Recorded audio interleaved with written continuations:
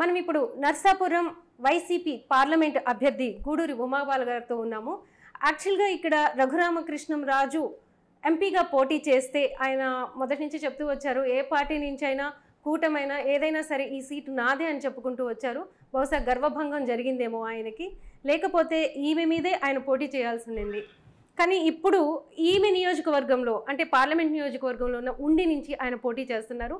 ఒకసారి గూడూరి ఉమాబాల గారు అంటే ఆమె ప్రస్థానం చాలా ఎడ్యుకేటెడ్, అలానే వైఎస్ఆర్సీపీ నుంచి నర్సాపురం పార్లమెంట్ మహిళా విభాగానికి అధ్యక్షురాలుగా పనిచేశారు. ఒకసారి మాట్లాడదాం. నమస్తే అండి. నమస్తే.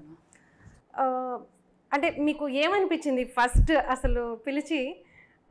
అంటే లైక్ అందరూ అనుకున్నారు ఇది ఒక జాబ్ పాట్ ఏమో అని, చాలా కామెంట్స్ కూడా వచ్చాయి. ఒక మహిళ మీద రఘురామకృష్ణంరాజు జగన్మోహన్ రెడ్డి రఘురామకృష్ణరాజును ఓడించబోతున్నాడా, ఇలాంటి డిస్కషన్ అంతా బాగా జరిగింది. మీకు ఏమనిపించింది అప్పుడు?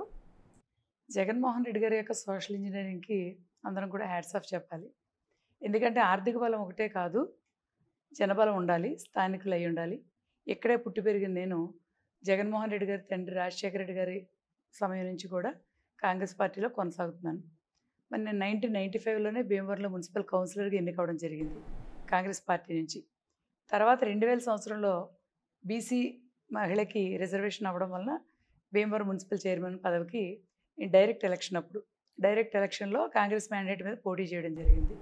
అప్పటి నుంచి కూడా వారి కుటుంబంతో ప్రయాణం చేస్తూ కాంగ్రెస్ పార్టీ తర్వాత వైఎస్ఆర్ కాంగ్రెస్ పార్టీ, ఈ సంవత్సరానికి 30 సంవత్సరాల రాజకీయ ప్రస్థానం. వారికి నిబద్ధతకు పట్టం కట్టినట్టుగా వారి వెనుక నడిచాను నేను. గతంలో కూడా 2014, 2019లో కూడా ఎమ్మెల్యేగా పోటీ చేయడం జరిగింది. ఆ సమయంలో మేము మా హౌస్ కన్స్ట్రక్షను, మా హస్బెండ్ వేరే పార్టీ కూడా వేరే పార్టీలో అంటే జనసేన ఇట్లా లేదు. అంటే అసలు నేను ఇప్పుడు కూడా కాంగ్రెస్ తర్వాత వైఎస్ఆర్ కాంగ్రెస్ పార్టీ తప్పించి మధ్యలో ఏ పార్టీలు మారడం కానీ ఏమి చేయడం జరగలేదు. కంటిన్యూస్గా కాంగ్రెస్ పార్టీలోనే ఉన్నాను, రాజశేఖర రెడ్డి గారి కుటుంబంతోనే ఉన్నాను. సో మీకు అంటే ఒక విద్యావంతురాలిగా, అలానే అంటే ఇక్కడ రఘురామకృష్ణరాజు ఉన్నప్పుడు సిచ్యువేషన్, మనం ఆయన పార్లమెంట్ ఇస్తారు అని అనుకున్నప్పుడు ఆయన కొన్ని కోట్లు ఖర్చు పెడతారు, 100 కోట్లు పెట్టగలరు, ఇక్కడ పెట్టైనా సరే నేను గెలుస్తానని చెప్పేసి ఆయన అన్నారు. ఆ టైంలో అంటే ఆ స్థాయి లేని అంటే నేను అనకూడదు, సో అలాంటి ఒక మహిళకి ఇవ్వడం ఆయన చేసిన సాహసమా, అసలు ఏమనుకోవాలి దాన్ని? ఇందాక చెప్పాను కదండి, ఆయన ఒక సోషల్ ఇంజనీరింగ్ తీసుకున్నారు. ఈరోజు గతంలో ఎప్పుడు కూడా అగ్రకులాల వారికి ఈ పార్లమెంట్ కేటాయించబడేది, అగ్రకులాల్లో కూడా ఆర్థికంగా బలంగా ఉన్నవారికి. దాంట్లో ఒక మార్పును తీసుకొచ్చి మహిళా సాధికారత, ఒక అర్హత ఉంది, రాజకీయ అనుభవం ఉంది, పార్టీలో వారు వెనక నడిచిన నిబద్ధత ఉంది. గతంలో 2 పర్యాయాలు కూడా ఎమ్మెల్యేగా పోటీ చేయడానికి వారు ప్రతిపాదించారు. కానీ నేను నా కుటుంబ పరిస్థితులు ఆ సమయంలో నేను పూర్తి సమయాన్ని కేటాయించలేక కొంత సమయం కోరి నేనే వెనుకడుగు వేయడం జరిగింది. మరి అలాంటి పరిస్థితుల్లో ఈసారి ఒక ఎమ్మెల్యేగా పరిశీలన జరుగుతుంది అనుకున్నాను. కానీ ఎంపీకి అగ్రకులాలకు మార్చి ఒక వెనుకబడిన వర్గాలకు కేటాయించాలన్న ఆలోచన పూర్తిగా సఫలీకృతం అవుతుందని నేను అనుకోలేదు. కానీ జగన్మోహన్ రెడ్డి గారు డబ్బు బలం ఒకటే కాదు, అగ్రకులాల నుంచి ఈ జిల్లాలో బీసీలు కూడా అత్యధిక శాతం ఉన్నారు. ఒకసారి వారికి అవకాశం ఇద్దాం. వారిలో జిల్లా మహిళా అధ్యక్షురాలుగా ఈ జిల్లాలో ఇప్పుడు కొత్తగా ఏర్పడిన పశ్చిమ గోదావరి జిల్లాయే కాకుండా ఉమ్మడి జిల్లాలో కూడా నేను మహిళా అధ్యక్షురాలుగా పనిచేశాను. అందరితో పరిచయాలు ఉన్నాయి, పార్టీ ఎమ్మెల్యేలతో ఉన్నాయి, అలాగే పార్టీ నాయకులతోనూ కార్యకర్తలందరితో కూడా పరిచయాలుండి వారందరికీ నేను తెలిసిన వ్యక్తిని. చదువు రీత్యా కూడా నేను లాయర్ని, నేను లా చదివాను, మా తండ్రి గారు కూడా లాయరు. మాకు ఈ ప్రాంతంలో మా కుటుంబానికి ఒక మంచి పేరుంది. కుటుంబ నేపథ్యాన్ని, మా తండ్రి గారు కూడా బీసీ కులాలకు అందరికీ కూడా ఒక మంచి నాయకుడిగా ఉండేవారు. ఇవన్నిటిని పరిగణలోకి తీసుకుని స్థానికంగా ఎక్కడే పుట్టి ఎక్కడే పెరిగిన నన్ను పరిశీలనలోకి తీసుకోవడం ద్వారా ఆర్థిక బలం కన్నా స్థానిక బలం లేదా జనబలం గొప్పదని ఒక మహిళా సాధికారతను చూపించిన విధంగా నా పేరుని ప్రకటించడం. ప్రత్యక్ష ఎన్నికల కన్నా కూడా మీకు ఎమ్మెల్సీ ఇలా పరోక్ష ఎన్నికల మీద మీకు చాలా ఇంట్రెస్ట్ ఉండేది, ఒక నామినేటెడ్ పోస్ట్ కోసం మాత్రమే ట్రై చేశారనేవారు. ఎందుకంటే మేము ఒక ఎంప్లాయీస్, మా ఫ్యామిలీ వెల్ ఆఫ్గా ఉన్నాం. మా తండ్రి గారు వారి దీవెనల వల్ల మేము మా కుటుంబం వరకు బాగున్నాం. నా పిల్లలిద్దరు సాఫ్ట్వేర్ ఇంజనీర్స్, నా భర్త ఇంజనీరింగ్ కాలేజ్ ప్రిన్సిపల్. మరి మేము ఒక లక్షల్లో జీతాలు తీసుకుంటూ పోటీకి రాజకీయాల్లోకి రావడం అంటే మా కుటుంబాన్ని, మా గౌరవాన్ని, మా మెయింటెనెన్స్ని చూసుకుంటూ రేపు ఇది బలమైన ప్రచారం చేయాలంటే ఆర్థికంగా ఎక్కువ ఇబ్బంది పడితే ఫ్యామిలీ ఇబ్బంది పడుతుందనే ఉద్దేశంతో ఎప్పుడు కూడా నేను పూర్తిగా పార్టీకి కష్టపడి పనిచేస్తాను. ఏ అభ్యర్థి ఉన్నా వారి గెలుపుకి అభ్యర్థితో సమానంగా పనిచేస్తాను. నాకు నామినేటెడ్ పదవిని ఇవ్వమని కోరా. ఎందుకంటే ఒక మహిళగా అందరినీ కలుపుకోవడం, రకరకాల విభేదాలు, వర్గాలు ఉంటాయి.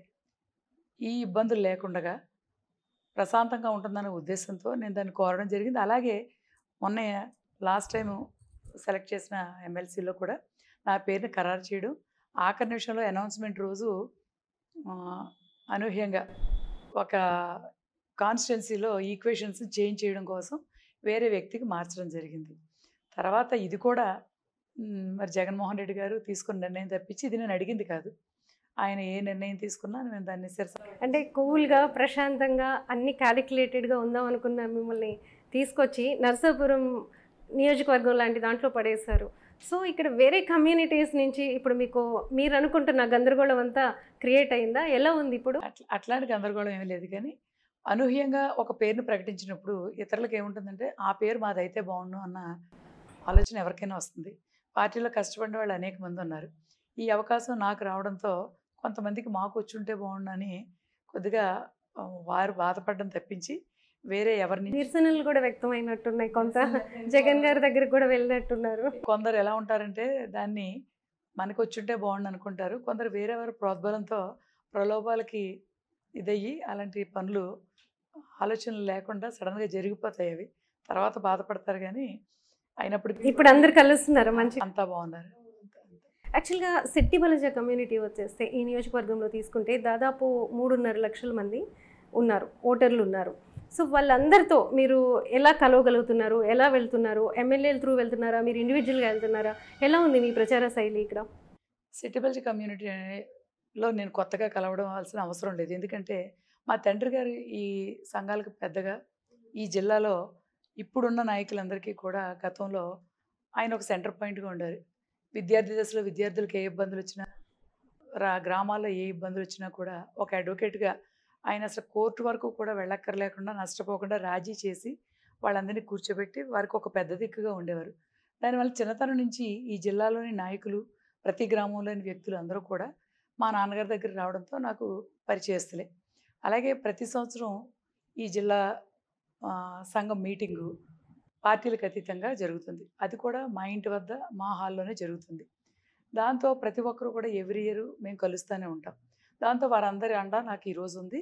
గ్రామాల్లోకి వెళ్ళి సంఘాలను కలవాల్సి వచ్చినప్పుడు ప్రతి గ్రామంలో సంఘాలని కూడా ఎమ్మెల్యేల ఆధ్వర్యంలో వారి సూచనల మేరకు అందరినీ కలవడం, వారు కూడా మనకి ఇంతకాలానికి ఒక గొప్ప అవకాశం మనం అడగకుండా జగన్మోహన్ రెడ్డి గారు ఇచ్చారు. మా ఆడపడుచుగా మిమ్మల్ని అదే అంటే దాదాపు ఇప్పటి వరకు ఈ నియోజకవర్గం ఏర్పాటైనప్పటి నుంచి క్షత్రియ కమ్యూనిటీ అండ్ కాపు కమ్యూనిటీ ఒక 2 times మాత్రమే వచ్చినాయి. ఫస్ట్ టైం ఒక బీసీకి అది శెట్టి బలజ కమ్యూనిటీకి ఇవ్వడం అనేది మీ కమ్యూనిటీ నుంచి ఎలాంటి స్పందన వచ్చింది? మీ దగ్గరకు వచ్చి వాళ్ళు ఏం మాట్లాడారు? నా దగ్గరికి వచ్చినా నేను వెళ్ళినప్పుడు వారు మాట్లాడినా ఒకటే, ఈరోజు మేమెవరూ ఇది ఊహించలేదు, అడగలేదు. కానీ అడగకుండానే ఇంత గొప్ప అవకాశాన్ని మనకి ఇచ్చినందుకు శెట్టి బలజ కమ్యూనిటీయే కాకుండా ఇతర బీసీలంతా కూడా ఓవరాల్గా ఒక బీసీకి వచ్చిన అవకాశంగా భావిస్తూ మహిళలు కూడా అందులోనూ ఎంతోమంది మరి మగవారు కూడా అర్హులు ఉన్నారు. ఒక మహిళగా నాకు ఈ అవకాశాన్ని కల్పించినందుకు మా ఆడపడుచుకు వచ్చిన అవకాశంలో మేము ఖచ్చితంగా ఆవిడకి అండగా ఉండి మాకు వచ్చిన అవకాశాన్ని నిలబెట్టుకుంటామని చెప్తున్నారు. అంతేకాకుండా మేము స్థానికంగా ఇక్కడే ఉండి మా తండ్రి గారు ఒక న్యాయవాదిగా అందరికీ చిరపరిచితులు రావడం, మంచి అజాత శత్రువుగా ఆయనకు ఒక మంచి పేరుంది. దానివల్ల మాకు అగ్రకులాల వారితో అందరితో కూడా రాజులైనా, కాపులైనా, ఇక్కడున్న స్థానికంగా వైశ్యులైనా, ఇతర అన్ని కులాల వారితో కూడా మాకు స్నేహ సంబంధాలు ఎక్కువ ఉంటాయి. అందరం ఎక్కడ ఏ ఫంక్షన్స్లో కలిసినా, ఎక్కడ కలిసినా కూడా వరుసలతో పిలుచుకుంటూ మా ఉమాబాల అని అనిపించుకునే పరిస్థితి ఉంది. దాంతో వారు కూడా బీసీల వరకే అని కాకుండా అందరూ తమ మనిషిగా మమ్మల్ని ఈరోజు ఆహ్వానించడం చాలా అదృష్టంగా భావిస్తున్నాను. మీకున్న 7 నియోజకవర్గాల్లో అంటే మనం సర్వేస్ తీసుకున్నా, ఏవి తీసుకున్నా నర్సాపురం అనేది ఒక టఫ్ అనేది బయట జరుగుతున్న టాక్. మీ ప్రచారంలో మీకేమనిపిస్తుంది? అంటే ఇది టఫ్గా ఉందా లేకపోతే ఈజీగా ఉందా? ప్రతి ఒక్కరూ కూడా మొట్టమొదటిగా 25 పార్లమెంట్లో మొట్టమొదటి అత్యధిక మెజార్టీతో గెలుపొందే పార్లమెంట్ స్థానం నరసాపురం అని ఇక్కడ అందరూ భావిస్తున్నారు. అంటే రఘురామకృష్ణరాజు గారు ఉన్నప్పుడు మీరు టఫ్గా ఫీల్ అయ్యి చాలా ఉధృతంగా కంగారు పడిపోయి అంతా కూడా తిరిగేశారు, అందరి దగ్గరికి వెళ్ళారు. తర్వాత ఎవరైతే శ్రీనివాస్ వర్మని బీజేపీ నుంచి అనౌన్స్ చేశారో జస్ట్ కొద్దిగా రిలాక్స్ అయినట్టు మీరు కనిపిస్తున్నారని చెప్పేసి నియోజకవర్గంలో ఒకటి నడుస్తుంది టాక్. ఎంతవరకు నిజం అది? నా పేరును ప్రకటించిన దగ్గర నుంచి ఈ రోజు వరకు కూడా ఏ ఒక్క గంట కూడా అశ్రద్ధ చేయలేదు. నిద్రపోతున్న ఒక 4-5 అవర్స్ తప్పించి ప్రతిరోజు ప్రతి గంట కూడా పూర్తి షెడ్యూల్ని కంటిన్యూ చేస్తూ ప్రచారాన్ని ముమ్మరం చేస్తున్నాను. ఎందుకంటే ప్రకటించింది ఒక గొప్ప అవకాశాన్ని, ఆర్థిక బలం కన్నా జనబలం గొప్పదని నాకు అవకాశం ఇచ్చారు. ఎంతమంది జనాన్ని కలవడం కుదిరితే అంతమందిని కలుద్దామని ప్రతి నియోజకవర్గంలో ప్రతిరోజు రాత్రి 12 గంటల వరకు ఉదయం లేచిన దగ్గర నుంచి తిరగడం జరుగుతుంది. ఈ రోజు వరకు మేము రిలాక్స్ అయింది లేదు. అలాగే ప్రత్యర్థి ఎవరైనా కూడా రఘురామకృష్ణరాజు గారు అనుకుని మమ్మల్ని పెట్టినా కూడా అవతల వ్యక్తిని ఎవరు మారుస్తారు లేకపోతే ఆయనే ఉంటారన్నది ఈ రోజు వరకు మేము ఆలోచించలేదు. మా పని మేము అలా చేసుకుంటూనే వెళ్తున్నాం. ఇంటింటికి ప్రభుత్వం జగన్మోహన్ రెడ్డి కార్యక్రమం ఉంది కదా, అప్పుడు నేతలంతా కూడా ఇంటింటికి తిరిగారు. మీరు అప్పుడు కూడా పార్టిసిపేట్ చేశారా? ఒకవేళ చేస్తే ఎలాంటి స్పందన కనిపించింది మీకు? అది ఇప్పుడు ఏమన్నా ఉపయోగపడుతుందా? ఖచ్చితంగా నేను జిల్లా మహిళా అధ్యక్షురాలుగా ఉమ్మడి జిల్లాలోనూ నూతనంగా ఏర్పడిన జిల్లాలో కూడా ఈ జిల్లా మహిళా అధ్యక్షురాలుగానే ఉండడం వలన ఆల్రెడీ నాకు ప్రతి నియోజకవర్గంలోనూ ప్రతి వ్యక్తితోనూ పరిచయం ఉంది. వాళ్ళు మీరు అడిగినట్టుగానే గడప గడపకు ఎమ్మెల్యేలతో పాల్గొనడం వలన ప్రజలందరికీ కూడా నేను పరిచితురాలినే. వారికి ఎంతో కాలం నుంచి పార్టీలో కష్టపడి పార్టీ వెంట నడిచిన ఒక వ్యక్తికి డబ్బు ఒక్కటే ధ్యేయంగా కాకుండా వారికి గుర్తింపు లభించిందని వారంతా కూడా జగన్మోహన్ రెడ్డి గారి నిర్ణయాన్ని హర్షిస్తున్నారు. సో ప్రచారంలో భాగంగా మీ కాలికి దెబ్బ కూడా తగిలినట్టుంది, అయినా కూడా చేస్తున్నారు. ఏంటి అసలు అది ఎలా జరిగింది? అంటే ఫిబ్రవరి 2వ తారీఖున సాయంకాలం 7-8 గంటల మధ్యన నా పేరు అనౌన్స్ చేయడం జరిగింది జగన్మోహన్ రెడ్డి గారు. నేను 3వ తారీఖున మాకు దెందులూరులో సిద్ధం సభ జరిగింది. సిద్ధం సభకు పాల్గొన్న దగ్గర నుంచి 7 ఎమ్మెల్యేలను కలవడం, అక్కడి నుంచి ఆ రోజు నుంచి కూడా 3వ తారీఖు ఉదయం నుంచి కూడా నేను ఎక్కడ కూడా నా ప్రచారాన్ని ఆపలేదు. 3వ తారీఖు నుంచి 25వ తారీఖు వరకు ఫిబ్రవరిలో ప్రచారం చేస్తున్నప్పుడు ఒకరోజు రాత్రి ఒక గ్రామంలో ఫోటో తీసుకోవడం కోసం నిలబడినప్పుడు పక్కకి దిగమన్నప్పుడు అక్కడ స్టెప్ ఉంది, చూసుకోలేదు, కాలు మెలిపడింది. 2 డేస్ అలాగే తిరిగేసాను. అప్పుడు కూడా మేము సిద్ధం, మా బూత్ సిద్ధం అని విజయవాడలో మీటింగ్ జరిగింది 26న. 25 నైట్ దెబ్బ తగిలినప్పటికీ కూడా 26న విజయవాడ మీటింగ్కి వెళ్ళి నెక్స్ట్ డే ఒకసారి చెకప్ చేస్తే ఫ్రాక్చర్ అయిందని చెప్పారు. సిమెంట్ గట్టు వేసుకుంటే నా మీద పెట్టినంత నమ్మకానికి నేను తిరగలేకుండా ఉండకూడదని చెప్పి ఒక షూ మోడల్లో యూఎస్లో వాళ్ళు ఎవరు సపోర్టర్స్ ఉండరు కాబట్టి వాళ్ళు యూజ్ చేసేదాన్ని ఇవ్వడం. ఈ రోజుకి 6 వారాలు కంప్లీట్ అయింది. డాక్టర్ గారిని అడిగితే మీరు ఒక్క పూట కూడా రెస్ట్ తీసుకోవట్లేదు కాబట్టి ఎక్కువ ప్రెషర్ ఉంటుంది, ఎలక్షన్ అయ్యేంత వరకు దాన్ని సపోర్ట్గా ఉంచుకోకపోతే పెయిన్ ఎక్కువ అవడం, వాపు రావడం జరుగుతుంది అన్న వలన దాన్ని ఇంకా నేను 6 వీక్స్ కంప్లీట్ అయినా తీయకుండా కంటిన్యూ చేయాల్సి వస్తుంది. నర్సాపురం పార్లమెంట్లో మీరు ఏం గమనించారు? ఇంకా ఏం డెవలప్ కావాల్సి ఉంది? ఇక్కడ నవరత్నాలు ఎలా అమలైనాయి?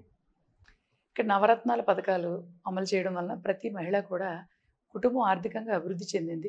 వారికి ఎంతోమంది చెప్పేవారు మహిళా సాధికారత అని, ఆర్థికంగా ఎవరు కూడా ఆర్థిక బలపడలేదు. ఈరోజు వారి పేరు మీద ఈ నవరత్నాల పథకాలను ఇవ్వడం వలన ప్రత్యక్షంగా మహిళా సాధికారత అనేది జగన్మోహన్ రెడ్డి గారు చూపించారు. వారికి చిన్న ఒక చీర కొంటేనే సంతోషపడే మహిళ ఈరోజు ఇంటి స్థలాన్ని మహిళ పేరుని ఇస్తున్నారు. పిల్లల స్కూల్ ఫీజుకి భర్తను అడిగి స్కూల్ నుంచి ఫోన్ వచ్చిందని కంగారు పడే పని లేదు. ఈరోజు అమ్మఒడి ద్వారా వచ్చిన డబ్బుని స్కూల్ ఫీజులు కట్టుకుంటూ డ్వాక్రా రుణాల ద్వారా వచ్చిన డబ్బుతో చిన్న చిన్న ఏవైనా వారు సొంతగా ఏమైనా వ్యాపారాలు పెట్టుకొని కుటుంబానికి చిన్న ఆసరా అవుతున్నారు. వాళ్ళు చిన్న చిన్న ఖర్చుల కోసం భర్తను కానీ బిడ్డను కానీ అడిగే పని లేదు ఈరోజు. ఇవంతా కూడా ప్రత్యక్షంగా మహిళా సాధికారతను చూసిన మహిళలు ఒక తండ్రి కానీ ఒక భర్త కానీ ఇవ్వనంత విలువ ముఖ్యమంత్రి జగన్మోహన్ రెడ్డి గారు వారికి ఇచ్చారు. వారందరినీ కూడా వారి ఇంటి ఆడపడుచులుగా భావించి వారందరూ ఆనందంగా ఉండాలి. ఎక్కడైతే మహిళ ఆనందంగా ఉంటుందో, మహిళ గౌరవించబడుతుందో అక్కడ దేవతలు నడయాడుతారు అన్న విధంగా ఆంధ్ర రాష్ట్రం యొక్క పరిస్థితిని మార్చేశారు జగన్మోహన్ రెడ్డి గారు. మరి రాబోయే రోజుల్లో మరింతగా ఆయన సంక్షేమాన్ని అందుకోవడానికి, ఆయన ముఖ్యమంత్రిని చేయడానికి మహిళలే కాదు వారి కుటుంబాలంతా కూడా ఎదురు చూస్తున్నాయి. ఇప్పుడు అంటే ఈ మీ పార్లమెంట్ నియోజకవర్గంలోకి వచ్చేటప్పటికి మీ ఎమ్మెల్యేల సపోర్ట్ ఎలా ఉంది? వాళ్ళు మీకు ఎలా కోఆపరేట్ చేస్తున్నారు? అంటే ఎందుకంటే ఈ పార్లమెంట్లో వస్తే దాదాపు 4 ఓడిపోతాయన్న రిపోర్ట్సే వస్తున్నాయి. అసెంబ్లీ నియోజకవర్గాలు. కానీ కనీసం 5 గెలిస్తే గాని ఉమాబాల గట్టెక్కదు అనేది కూడా నడుస్తున్న ఏది మన సర్వేస్ కానీ ఏవి చూసుకుంటున్నా తెలుస్తున్నాయి. దీన్నంతా మీరు ఎలా రెక్టిఫై చేసుకుని ఒక ప్లాన్ ఆఫ్ యాక్షన్ గాని లేకపోతే మీ ఎలక్షన్ ఇంజినీరింగ్ జగన్ గారు వచ్చి చేయలేరు కాబట్టి మీ ఎలక్షన్ ఇంజినీరింగ్ మీరెలా చేసుకుంటున్నారు? ఈరోజు ఒక మౌత్ పబ్లిసిటీని స్ప్రెడ్ చేయడం ఒక ఎలక్షన్ స్టంట్ అయిపోయింది రాజకీయాల్లో. ఇది మౌత్ పబ్లిసిటీ లేదా ఒక మైండ్ గేమ్ అంతే తప్పించి మా నరసాపురం పార్లమెంట్ అత్యధిక మెజారిటీతో గెలవడం ఖాయం. నరసాపురం పార్లమెంట్ పరిధిలోని 7 నియోజకవర్గాలు కూడా ఖచ్చితంగా గెలిచి తీరుతాం. నేను ఉండి కూడా గెలుస్తారా? ఖచ్చితంగా గెలిచి తీరుతాం. మీరు ఏది అయితే గెలవదు అని అనుమానంగా ఉన్నారో అది ముందు గెలిచి తీరుతాం. మరి ఈ రోజున అందరూ సహకారం అంటే నేను అది కూడా అదృష్టంగా భావించాలి. నాకు ఒక బీసీ మహిళగా ఈ స్థానాన్ని ప్రతిష్టాత్మక నరసాపురం పార్లమెంట్ని కేటాయించడం ఒక అదృష్టం అయితే, మరి 7 ఎమ్మెల్యే అభ్యర్థులు కూడా నాకు చాలా పరిచయం ఉన్న వ్యక్తులు, కుటుంబంతో ఎంతో కుటుంబ సభ్యురాలుగా నన్ను భావిస్తారు. గతంలో వారు సిట్టింగ్ ఎమ్మెల్యేస్గా ఒక 5 ఆల్రెడీ ఉన్నారు. వారు 5 కూడా రాజశేఖర రెడ్డి గారి హయాంలో కాంగ్రెస్ పార్టీలో అప్పుడు ఎమ్మెల్యేలుగా ఉన్నవారే. అప్పటి నుంచి వారు నన్ను చూస్తూనే ఉన్నారు. కాబట్టి ఇప్పుడు నన్ను చాలా ఎక్కువగా ఆదరిస్తున్నారు. మిగిలిన 2 కూడా మాకు ఇక్కడ స్థానికులే కాబట్టి వారు కూడా చిన్నతనం నుంచి మేము మా కుటుంబం తెలుసు. అందరూ కూడా ఈవిడ మాకు స్ట్రాంగ్ క్యాండిడేట్ కాదు, ఆర్థికంగా బలమైనవిడ కాదు అన్న ఆలోచన ఇతర పార్టీల్లో ఉంది. కానీ మా 7 అభ్యర్థులు కూడా నన్ను తమ సొంత సోదరులాగా, తమ సొంత ఇంట్లోని వ్యక్తిగా నన్ను భావించి పూర్తి సహకారాన్ని అందిస్తారు. పర్టికులర్గా ఆచంట నియోజకవర్గం తీసుకుంటే అక్కడ కూడా సెట్టిబలజ కమ్యూనిటీ నుంచే పితాని సత్యనారాయణ పోటీ చేస్తున్నారు. ఆయన గతంలో కూడా గెలుపొందారు, మంత్రిగా కూడా పనిచేశారు. ఇప్పుడు మీరు మీ నర్సాపురం పార్లమెంటు చూసుకుంటే మన సెట్టిబలజ, సో అక్కడ ఓట్లు చీలిపోయి మీ పార్టీకి ఏదైనా ప్రమాదం ఉందంటారా? అంటే చీలిపోతాయి ఓట్లు, ఇప్పుడు డివైడ్ అయిపోతాయి కదా. జగన్మోహన్ రెడ్డి గారి సంక్షేమం ఎప్పుడు కూడా లబ్ధి పొందిన ప్రజలు జగన్మోహన్ రెడ్డి గారిని మర్చిపోరు. జగన్మోహన్ రెడ్డి యొక్క పథకాలను అందుకున్న కుటుంబాలు వారి వెనకే ఉన్నాయి. మిగిలిన మనం చెప్పినట్టుగా ఇప్పుడు తీసుకున్న ఈ క్యాస్ట్ ఈక్వేషన్ ఎలా ఉంటుందో అది కొంతవరకు ప్రభావితం అవుతుంది. దానివల్ల గెలుపుపై మాత్రం ఏ ప్రభావం చూపించదు. మీ ఎడ్యుకేషన్ క్వాలిఫికేషన్స్ కానీ లేకపోతే మీ ఫ్యామిలీ బ్యాక్గ్రౌండ్ పొలిటికల్గా అంటే మీ ఫాదర్ ఉన్నారు, మీ ప్రస్థానం అసలు ఎలా స్టార్ట్ అయింది, ఎందుకు వచ్చారు? అంటే ఫాదర్ ఉంటేనే కాదు కదా, అది ఇంట్రెస్ట్ కూడా ఉండాలి కదా. ఎందుకు అనిపించింది మీకు రావాలని? నేను లోదర్ హై స్కూల్, భీమవరం లోదర్ హై స్కూల్లో 10th క్లాస్ వరకు చదివాను. ఇంటర్మీడియట్, బీఎస్సీ డిగ్రీ, బిఎల్ లా కూడా డిఎన్ఆర్లోనే లా కాలేజ్, భీమవరం డిఎన్ఆర్ లా కాలేజ్లో చదివాను. నేను చదివినప్పుడే లా కాలేజీని కూడా ఫస్ట్ బ్యాచ్గా డిఎన్ఆర్లోనే స్టార్ట్ చేయడం జరిగింది. డిఎన్ఆర్ లా కాలేజ్ యొక్క ఫస్ట్ బ్యాచ్ స్టూడెంట్ నేను. ఫస్ట్ బ్యాచ్లో గోల్డ్ మెడలిస్ట్ని. మరి మా తండ్రి గారు లాయర్ అవడం వలన నన్ను డాక్టర్ చేయాలని ఆయన కోరుకుండేది. కానీ డాక్టర్గా కూడా నేను మెడిసిన్ జస్ట్ నా ముందు ర్యాంక్ వరకు సీట్ వచ్చింది.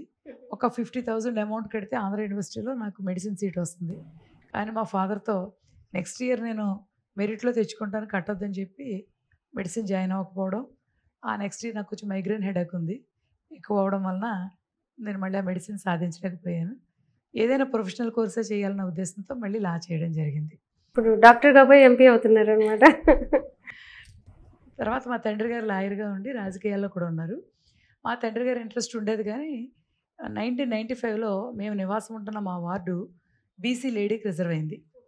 అదే వార్డులో మున్సిపల్ ఆఫీస్ ఉండడం, అదే వార్డులో నేను చదివిన లోదర్ హై స్కూల్ ఉండడం వలన ఆ స్కూల్ స్టాఫ్ అందరూ వచ్చి ఉమాబాల అయితే బాగుంటుంది, తన అభ్యర్థిగా పెట్టండి, మేము గెలిపించుకుంటాం అన్నప్పుడు అక్కడ మా తండ్రి గారు వాళ్ళందరి అభ్యర్థిని తిరస్కరించలేక ముందుగా నువ్వు నామినేషన్ వేయి, తర్వాత చూద్దామని చెప్పి నాతో నామినేషన్ వేయించడం.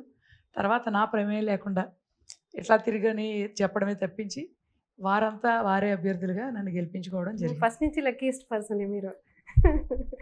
ఓకే, ఈ నియోజకవర్గంలో అసలు మీకు ఎందుకు ఓటేయాలి ఇప్పుడు? అంటే మీ ఏ ఎజెండాతో ఇప్పుడు ఈ ఎన్నికల్లో మీరు ప్రచారానికి వెళ్తున్నారు? ఒక ఎంపీ అభ్యర్థిగా మీ అజెండా ఏంటి ఇక్కడ? గతంలో ఎంతోమంది ఎంపీలు పనిచేశారు. అగ్ర కులాలు అవనివ్వండి, ఏ కులమైనా ఎవరైనా సరే అందరూ మగవారు. మొట్టమొదటిగా ఒక మహిళకు ఒక గొప్ప అవకాశం, ఇంత ప్రతిష్టాత్మకమైన నరసాపురం పార్లమెంట్లో అవకాశం వచ్చింది. మొట్టమొదటి నరసాపురం పార్లమెంట్ నుంచి మహిళా ఎంపీగా నా పేరు చిరస్థాయిగా ఉండిపోవడం కోసం వారంతా కూడా స్థానికంగా ఇక్కడే పుట్టి పెరిగి వీరందరి మధ్యన ఉండి పార్టీలో మహిళా అధ్యక్షురాలుగా జిల్లా మొత్తం తిరగడం, అలాగే మా బంధువర్గం కూడా ఈ జిల్లాలోని అన్ని నియోజకవర్గాల్లో కూడా ఎక్కువగా ఉన్నారు. దీనివల్ల అందరికీ అందుబాటులో ఉండే మనిషిని, సాధారణ మహిళని, ఎప్పుడూ కూడా ఇక్కడే ఉంటాను. అంతేకాకుండా మా కుటుంబానికి నాన్ కాంట్రవర్షియల్గా అందరితో కలుపుకుని వెళ్ళే మనస్తత్వం ఉందని మా తండ్రి గారికి కానీ మాకు కానీ ఒక పేరు ఉంది. మేము అందరితో కలుపుకుంటూ వెళ్ళి అవసరానికి వచ్చిన వ్యక్తులు ఎవరికి కూడా ఎప్పుడు అందుబాటులో ఉండేవాళ్ళం. అలాగే మేము ఏదైనా ఎదుటివారికి కానీ మనం ఉన్న ప్రాంతానికి కానీ పనిచేసే అవకాశం ఈ రకంగా వచ్చినందుకు చిరస్థాయిగా మేము ఈ పనులు చేసి ఇక్కడ ఇంకా ఏం అభివృద్ధి కార్యక్రమాలు చేయాలనుకుంటున్నారు? అంటే చాలా కొన్ని పనులు అసంపూర్తిగానే ఉండిపోయినాయి. ఎందుకంటే లాస్ట్ 5 సంవత్సరాలు ఎంపీతో యుద్ధమే సరిపోయింది ఇక్కడ. సో ఆయన నియోజకవర్గంలో కూడా లేరు. సో మనం కేంద్రం నుంచి తీసుకోవాల్సిన ఫండ్స్ కానీ ఏవి కూడా ఇక్కడ సరిగా సక్రమంగా వినియోగించబడలేదు. కాబట్టి మీరేమనుకుంటున్నారు? మీరు ఎలా చేస్తే బాగుంటుంది అనుకుంటున్నారు? నేను ప్రచారానికి వెళ్ళినప్పుడు ప్రతి గ్రామంలో ప్రజల నుంచి చూసింది ఏంటంటే వాళ్ళు పెద్ద పెద్ద కోరికలు ఏం కోరట్లేదు. పెద్ద పెద్దవన్నీ మనం మంచినీరు, పరిశుద్ధమైన మంచినీరు అందించాలని, ఈ కాలుష్యాన్ని నిర్మూలించాలని, లేదా ఏమైనా ప్రాజెక్ట్స్ చేపట్టాలి, స్మాల్ స్కేల్ ఇండస్ట్రీని తీసుకొచ్చి యువతకు ఉపాధి కల్పించాలి, ఇవన్నీ పెద్ద విషయాలు. ఇవేవి కోరట్లేదు సాధారణ ప్రజలు, గ్రామాల్లో వాళ్ళు. వారు కోరేది ఏంటంటే ఒక కమ్యూనిటీ హాల్స్ కావాలని కోరడం, మాకు అందరికీ ఏదైనా చేసుకోవాలంటే ఒక కమ్యూనిటీ హాల్ లేదండం, ఇంకా అంతకన్నా దారుణంగా ఏంటంటే మాకు బరియల్ గ్రౌండ్స్, మా గ్రామానికి ఒక బరియల్ గ్రౌండ్ లేక ఇబ్బంది పడుతున్నాం. మన జీవితాన్ని ఎంత అందంగా గడుపుతామో అంతిమయాత్ర కూడా ఇబ్బందికరంగా ఉండకూడదు. వాళ్ళంతా సమాజానికి, వారి గ్రామానికి కావాల్సినవి అడుగుతున్నారు తప్పించి సొంతగా వారికి కావాల్సినవి అడిగేది ఒకే ఒకటి, పరిశుద్ధమైన మంచినీరు. వీటన్నిటిని కూడా ప్రజలకి కమ్యూనిటీస్ వైజ్ వాళ్ళు కమ్యూనిటీ హాల్స్, వాళ్ళకు ఒక గుర్తింపు, ఒక చోట కూర్చోవడానికి, మాట్లాడుకోవడానికి, ప్రతి వారు కూడా ఎట్లాంటివి మళ్ళీ కోరక్కర్ లేకుండా వారు అడిగే వారి కుల సంఘాలకి లేదా వారి ప్రాంతానికి అడిగే ఒక బరియల్ గ్రౌండ్స్, వీటన్నిటిని కూడా ఎవరు మళ్ళీ ఇది మాకు ఇంత ఇబ్బందికరమైన చిన్న విషయాన్ని వారు పరిష్కరించుకోలేకుండా ఉన్నది చాలా బాధాకరంగా అనిపిస్తుంది. వాటన్నిటిని కూడా మళ్ళీ ఇంకొకరి హయాం వచ్చేసరికి ఇవి లేవు అనకుండా అందరికీ వాటిని చేయాలన్నది ముందుగా నేను ధ్యేయంగా పెట్టుకున్నాను. మిమ్మల్ని గెలిపిస్తే మీరేమైనా మీ నియోజకవర్గానికి ప్రామిస్ చేస్తారా? ప్రామిస్లు అంటూ అలా ఏమి చెప్పను, కానీ ఖచ్చితంగా గతంలో కన్నా ఒక ఉమాబాల గారి హయాంలో ఆవిడ ఎంపీగా ఉండగా చిరస్థాయిగా ఈ పార్లమెంట్లో ఈ పనులు జరిగినాయి, ఇవి ఇలా నిలబడినవి అన్నది రాబోయే రోజుల్లో అందరూ చెప్పుకునే విధంగా మాత్రం పనిచేస్తాను. థ్యాంక్ యూ సో మచ్ అండి, చాలా విషయాలు చెప్పారు. ఉమాబాల గారి విషయానికి వస్తే మనం ఈ నియోజకవర్గంలో ఒకటి తీసుకోవాలి. ఈ నియోజకవర్గం ఏర్పాటైన దగ్గర నుంచి ఇక్కడ అగ్రకులాలే రాజ్యం వెళ్తున్నాయి. So first time Jaganmohan Reddy ఒక ప్రయోగం చేశారు ఒక బీసీ మహిళకి. అందులోనూ అత్యధికంగా ఓట్లు ఉన్న సామాజిక వర్గం సెట్టిబలజ కమ్యూనిటీకి ఆయన సీట్ ఇచ్చి ఈ ప్రయోగం చేస్తున్నారు. ఈ ప్రయోగం జగన్మోహన్ రెడ్డి చేస్తున్న ఈ ప్రయోగం కనుక సక్సెస్ అయితే, అంటే ఆయన చెప్తున్నారు నా ఎస్సీ, నా ఎస్టీ, నా బీసీ, నా మైనారిటీస్ అని చెప్పేసి ఆయన ఏదైతే చెప్తున్నారో దాన్ని సాకారం చేసిన వాళ్ళు అవుతారు ఈ నియోజకవర్గ ప్రజలు. చిన్న మాట చెప్పాలి, బీసీలకి సెట్టిబల్జీ సామాజిక వర్గానికి ఇచ్చారని కాకుండా గతంలో ఎప్పుడు అగ్రకులాలు చేసినా కూడా అగ్రకులాల్లో ఎవరికి టికెట్ వచ్చినా పూర్తిగా వారి వెనకుండి వారి గెలుపులో ముఖ్య పాత్ర పోషించేవాళ్ళం. కాబట్టి వారి వెనక ఎప్పుడు వారి గెలుపులో పాత్ర పోషించిన మాకు ఈరోజు బలహీన వర్గాలుగా అవకాశం ఇచ్చినా కూడా వారంతా కూడా మాకు సహాయంగా ఉంటున్నారు. వారు కూడా మాకు ఇచ్చిన ఈ అవకాశానికి స్వాగతిస్తూ మాకు మద్దతు తెలియజేస్తూ ఉమాబాల గారు చెప్తున్నారు ఇప్పటి వరకు వీళ్ళు వెనక నిలబడ్డారు, ఈ ఒక్కసారి మీరు నా వెనక నిలబడండి అని అగ్రకులాలని కోరుతున్నారు, అగ్రవర్ణాలను కోరుతున్నారు ఉమాబాల.